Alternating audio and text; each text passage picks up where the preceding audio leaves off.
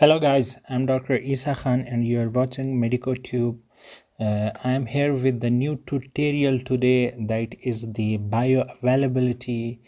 Let's see what is the bioavailability. We will start with the definition. The bioavailability is the rate and extent to which an administered drug reaches to the systemic circulation is the bioavailability. It describes the concentration of the drug in the systemic circulation in relation to the amount of the drug that is given. This is an important concept to understand because how the drug administered it affects the bioavailability.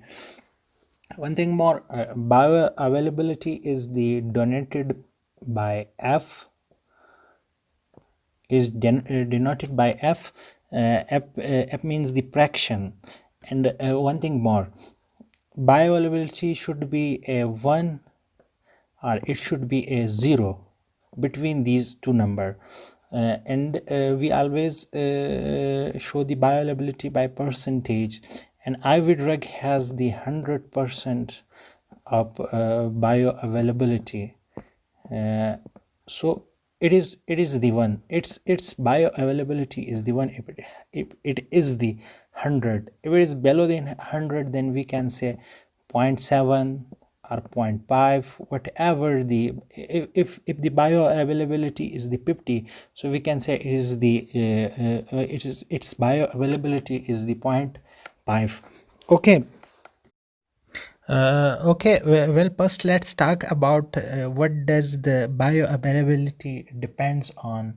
The determinants of the bioavailability are basically two. The first one is the properties of the drug. Some drugs are very easily absorbed, other drugs are not easily absorbed. The higher the absorption rate of the drug, the higher the bioavailability of the drug. The second determinants of the bioavailability is the route of the administration. Bioavailability depends on the route of administration of the drug. As I say before, if I administer some drug intravenously, the 100% of that drug is getting absorbed in the plasma. So let's talk about first about the IV medication. The IV medication directly go to the bloodstream. Remember, bioavailability is the amount of the drug in the bloodstream compared to the amount of the drug given. And it is important to remember for the board exam that by definition all the IV medication has the 100% bioavailability. The intravenous medications go directly into the bloodstream. That's why it has the 100% bioavailability. So PO is the abbreviation for by mouth.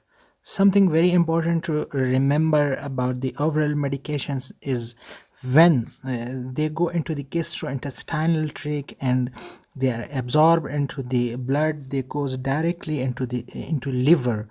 So everything we eat that goes into the liver first for the examination by liver, which lead us to the first fast effect.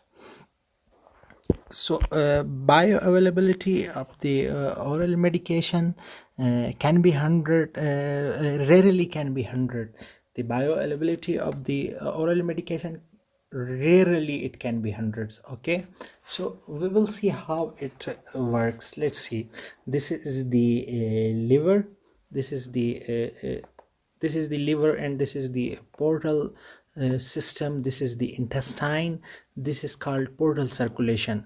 What is portal circulation? Portal circulation is the circulation between the gastrointestinal tract, the intestine, and the stomach and the liver. This is the circulation between these.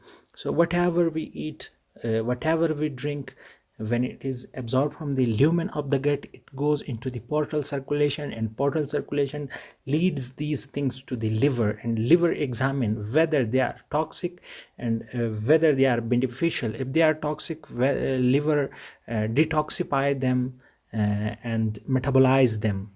So let's take the example. Let's suppose we take the 100 mg of and drug, and that goes into the intestine.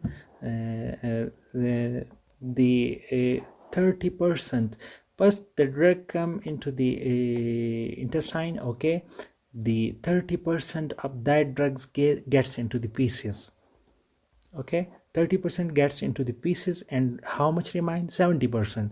The 70% get into the portal circulation.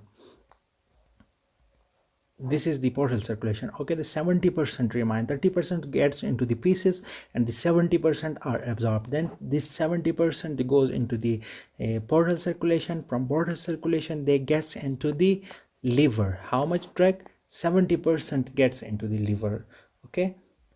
Then liver metabolize them. How much? 20% is metabolized by the liver of that drug. So how much remains? 50%. And this is the systemic circulation. After absorption it goes to the liver, and after metabolization from the liver, then this drug came into the systemic circulation. This all process is called post-phase effect. If we don't know about the post-phase effect, this process called sorry, I cannot write very well first. Okay, I don't need to write post-phase effect, okay. This is the post-phase effect of the drug.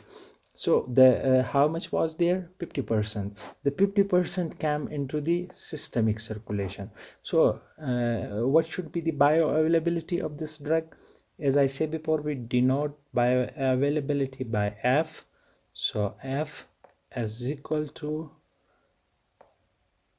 5%. The bioavailability of that drug is the 5%, okay. And bioavailability of the most oral medications ranges from 10 to 50%. They cannot be 100%. Very rarely some drug may be there which has the 100% of the bioavailability, but very rarely. Now let's see the determination of the bioavailability, that how we can determine the bioavailability.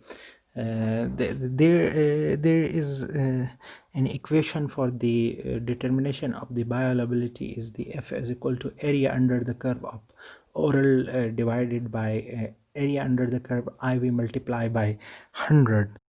So this is very simple equation. We will compare the oral medication with the IV medication. As you can see, this is the graph. This is the drug of IV. As we administer, it has the 100% bioavailability, but after metabolization and excretion, it becomes down, excrete from the body. But as we see the oral medication, it start from the zero, then it goes into the peak volume, then it is destroyed from the body or excrete from the body. This area is called area under the curve. Area between this point and this point, this is called the area under the curve. So on the next session we will go for the calculation of the bioavailability according to its equation, and we will discuss in detail how to determine the bioavailability, and we will discuss some exam questions, board exam questions of the calculation. So remember to watch the next video. I will mention the link in the description.